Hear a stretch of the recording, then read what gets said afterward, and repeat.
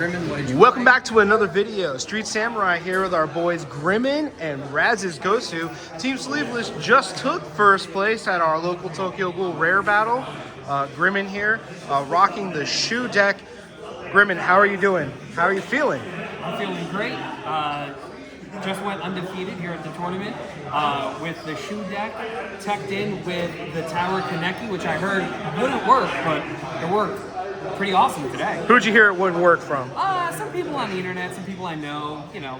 Some people on your team. Yeah, you know, sometimes you gotta silence it, you know? So I'm just gonna go through the profile real quick. Obviously we have the zero cost Ken Kaneki, because you need zeros in this game to start playing. Plus you need him to raid. Zero cost Tokas, again, just a zero cost card to get in. Zero cost Tanami, which serves two purposes. You can draw a card, discard a card, which is great for filling your discard pile. It's also great if you pull a color trigger, and then you can pull her, put her on the field, give a shoe an extra 1,000 so he can be a blocker. So if you're going against anything that's a 4K or has a 5K, and you're like, oh man, I need to block, you could block with a 4K turned into a 5K, which has happened in some battles today. The zero cost shoe for raid targets and because you need zeros. The one cost shoe that lets you look for an event card, which is great because this deck runs highly on events. The barista, because you know, sometimes you just need a little coffee and some extra energy generation. And who doesn't like having an old man around? Yeah, right? A little mentor status. We don't. We took two of them out. So, Nishiki, the two cost Nishiki, which lets you place the top two cards of your deck into your discard, which is great because you need cards in your energy generation for energy gen. You have 3 cost Nishiki, who's a double energy generator.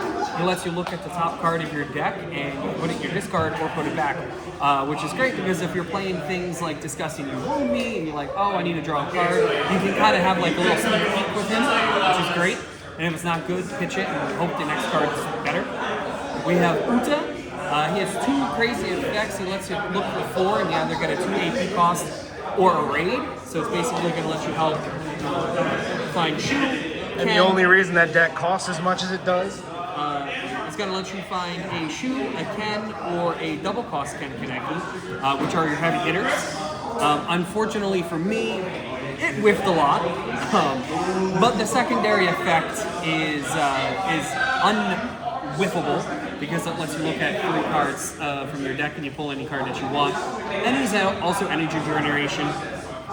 You have the 5 cost Ken, which becomes damage 2, but he also lets you look at the top card and place it in your discard or back onto your deck, which unfortunately I rarely ever get to use the damage 2, but you know, he's there.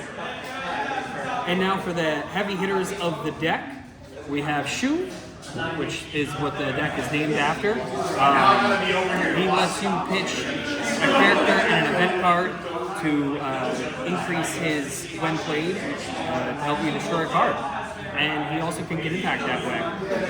You have the 2 cost Kaneki, which pairs very well with That'll Do Kaneki.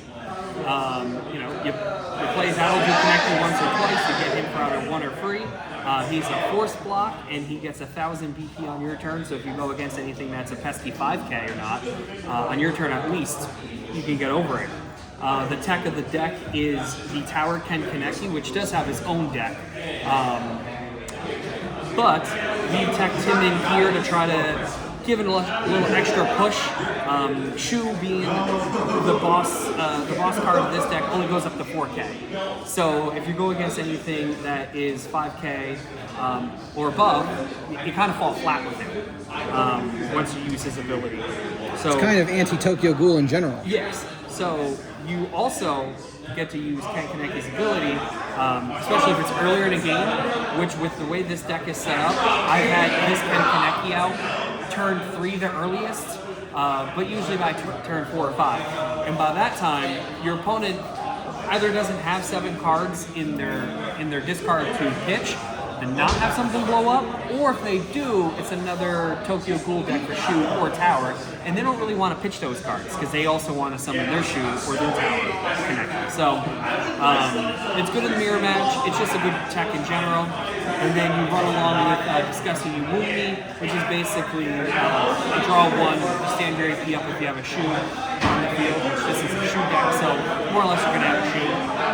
You run 4 of the AP stand, just standard. You run 4 of the special trigger, standard. And then, yeah. And what card did you win? I won the Ken Kaneki winner card. Let's see it. Hold it up. Which, well, does go in this deck technically if I want to actually rip it from the plastic. Not sure if I'm going to do that quite yet, or if at all. Keep an eye on the socials if you want to see me rip it, I guess. But yeah, so that goes there.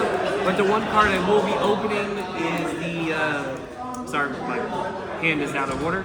So the one card I will be opening is the event pack to see what we get. My busted hand over here. Ripped it right down the middle. Yep, and I have It's a Yahiko. a Nagumo from Sakamoto Days, which, yeah, I don't have a Sakamoto Day deck, but why not? Looks fancy. All right, and that is the deck profile for the shoe tower deck at JNC Collectibles, just won the rare battle. Day 1 will be back on Thursday for round 2. Let's see if we can do it again, boys. Absolutely. Have a great day. Team Sleeveless.